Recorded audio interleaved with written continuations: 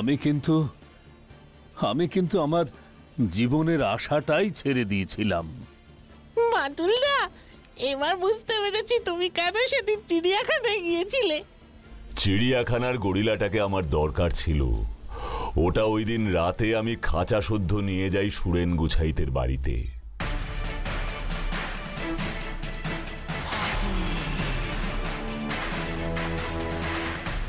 আমাকে জ্যান্ত গরিলা নিয়ে আসতে দেখেই গেটের দারোয়ানটা জ্ঞান হারালো।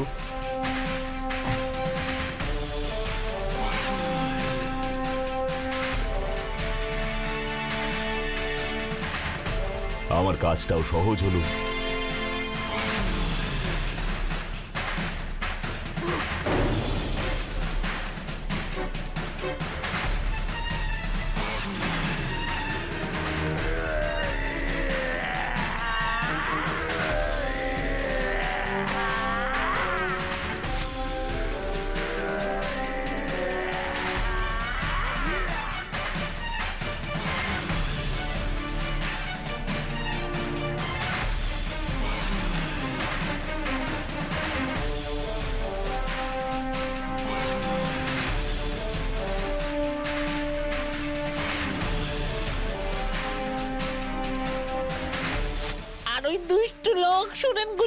কিচ্ছুটি বুঝলো না।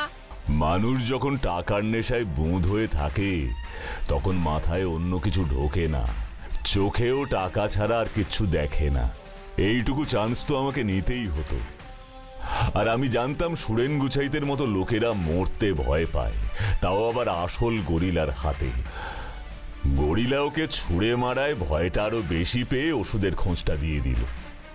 বাটুল, আপনাকে ধন্যবাদ জানিয়ে ছোট করতে চাই না।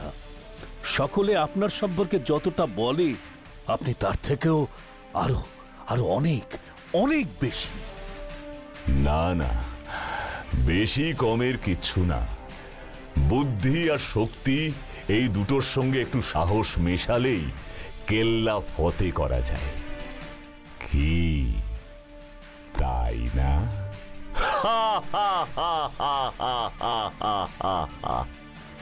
স্বয়ং মা কালী আসছেন, নিজের জন্য গয়না আর মন্দির চাইছেন।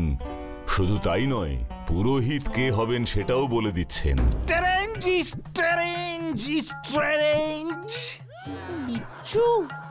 বাটুলদা তো এসব কেসে তাই বলে, তাই এবারেরটা আমি বলে দিলাম বাটুলদার হয়ে। আগে দাদাবাবু আপনার সাথে দেখা করতে বললেন। নিধিরাম, আপনি নিধিরাম চক্রবর্তী, এই বর্মন বাড়ির পুরোহিত? আগে হ্যাঁ বাবু, আমার ঠাকুরদার আমল থেকে এ বাড়ির কালী পুজো আমরাই করে আসছি। বছরেই একবারই তো কালী পুজো হয়, বাকি সময়টা কি করেন? আগে বাবু, কলকাতায় একটা কারখানায় চাকরি করি। পুজো করে কি এখন আর এই দেশ গাঁয়ে সংসার চলে বলেন? চাকরিতে ছুটি নিয়ে বোধহয় এসেছেন। বাপ ঠাকুরদার আমলের এই পুজোটা করব না তা কি হয়? প্রতি বছর আমি কালী পুজোয় ছুটি নিয়ে চলে আসি। আপনাদের পুজোয় খুশি হয়ে স্বয়ং মা দেখা দিয়েছেন, শুনেছেন বোধহয়? সে শুনবো না? এত বছর পর মা ডাকে সাড়া দিলেন। জানি না বাবু, জানি না বাবু মন্দির গড়ে দেবেন কিনা জানি না। ঠিক আছে, আপনি এখন আসতে পারেন। সবই মায়ের ইচ্ছে, সবই মায়ের ইচ্ছে। মাগো। ও বাটুলদা, এ তো মহা মুশকিল। মায়ের আবার আবির্ভাব না হলে তুমি আসল ব্যাপারটা ধরবে কি করে? আর এটা তো চুরি ডাকাতির বিষয় নয় যে পুলিশ তদন্ত করে দেখবে। রতিকান্ত বাবুর ছেলে যেদিন দিল্লি থেকে এখানে এলেন সেদিন থেকে মায়ের দেখা নেই। নিধিরাম কলকাতা থেকে বছরেই একবারই এখানে পুজো করতে আসে। কলকাতার অফিস থেকে ছুটি নিয়ে ওই নিধিরাম চক্রবর্তী কবে এই গ্রামে আসলো সেটা কিন্তু বললো না বাটুলদা। রাইট, সেটা একবার জানতে হবে। এই তো বিজয় সমস্যা হলো। মা আবার কবে দেখা দেবেন তার ঠিক নেই। রতিকান্ত বাবু মন্দির গড়বেন, মায়ের জন্য গয়না গড়বেন, তাতে কারই বা লাভ? সেটাই তো খুঁজে বার করতে হবে রে। এসবে কার লাভ? ওই নিধিরাম চক্রবর্তী মন্দিরের পুরোহিত হবেন? দূর, কলকাতার চাকরি ছেড়ে পুরোহিত হবে নাকি? রতিকান্ত বাবু মন্দির গড়তেই ফতুর হয়ে যাবেন, সেটাই নিধিরাম বাবু জানেন। উনি অত বোকা লোক নয় রে। ঠিক, নিধিরাম চক্রবর্তী অত বোকা লোক নয়। তোরা এখানে থাক, আমি একটু আসছি। যাব বাবা। বাঁটুল বাবু, আপনি কিন্তু সন্দেহের বশে খামোকাই আপনার সময় নষ্ট করছেন। মন্দির আমি গড়বই। বাবা, এত টাকা ধার করলে এর ফল ভালো হবে না। মায়ের আদেশ অমান্য করলেও ফল ভালো হবে না। এ হলো বিশ্বাস আর অবিশ্বাসের যুদ্ধ। মানুষের মনে যখন কোনো বিশ্বাস দৃঢ়ভাবে গেঁথে যায়, তখন সেখান থেকে তাকে বের করা খুব শক্ত হয়, যদি না সেই বিশ্বাসের উপর প্রবলভাবে আঘাত করা না যায়। কিন্তু কিন্তু এক্ষেত্রে বাবার বিশ্বাস আপনি ভাঙবেন কি করে মাটুল বাবু? মা কালী তো আর আসবেন না, এ ব্যাপারে আমি নিশ্চিত। না, মা আসবেন, মা আবার আসবেন, এবং আজ রাতেই। এসব কি বলছেন আপনি? বাঁটুলদা সত্যি? মানে আজ রাতেই? হ্যাঁ, আজ রাতে, ঠিক সেই জায়গায়।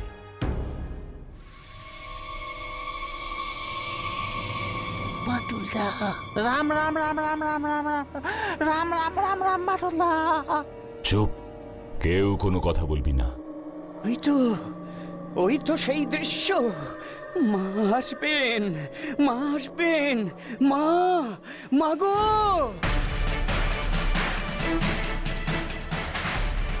মা, মা গো। ওকে বাবু, বাবু, আমাকে ক্ষমা করে দেন, ক্ষমা করে দেন। কি নিধিরাম কাকা? নিধিরাম? হ্যাঁ, নিধিরাম। কলকাতায় বহুরূপী সেজে কি আর সংসার চলে? আবার এদিকে গ্রামেও পুজো আচ্চার অবস্থা ভালো নয়। সারা বছরে আপনাদের বাড়ির এই পুজোর উপর নির্ভর করে সংসার চালানো খুব কঠিন হয়ে পড়ছিল। তাই বহুরূপী নিধিরাম বাবু কলকাতা থেকে সকলের অলক্ষ্যে গ্রামে ফিরে এই কালী সেজে দুর্বল মনে রতিকান্ত বাবুর সামনে আবির্ভূত হলেন। আর বাবাকে দিয়ে মন্দির বানিয়ে পাকাপাকি একটা ব্যবস্থা করার ফন্দি আঁটলেন। বাহ, আপনারাই তো সব বুঝে ফেললেন, জলের মতো সোজা। তবে মায়ের জন্য সোনার অলংকার গড়ার পেছনে মতলবটা কি ছিল সেটা ওকে জিজ্ঞেস করতে হবে। কি নিধিরাম, মায়ের গয়না মানে তো তোমারই, কি বলো? না, না বাবু। আপনি ওকে সন্দেহ করলেন কি করে? পুরো ঘটনাটায় একমাত্র যদি কারোর লাভ হয় তবে মা কালীর নিজের, কারণ উনি মন্দির পাবেন, সঙ্গে গয়না, আর মায়ের পরেই লাভবান হচ্ছেন এই নিধিরাম চক্রবর্তী। তবে কলকাতার চাকরি ছেড়ে এই গ্রামের মন্দিরের পুরোহিত, কেমন একটা খটকা লাগলো। মায়ের গয়না হাতিয়ে যদি চম্পট দেওয়া যায়, কি চক্রবর্তী মশাই? আপনাকে বলেছিলাম না এই শ্রীকান্তপুরে আমার এক পুরনো বন্ধু থাকে? হ্যাঁ হ্যাঁ, আপনি বলেছিলেন। ওকে খুঁজে বার করলাম, ওর থেকে জানতে পারলাম এই চক্রবর্তী পরিবারের পুজো ছাড়াও আরো একটা পেশা হলো বহুরূপী সেজে পয়সা উপার্জন।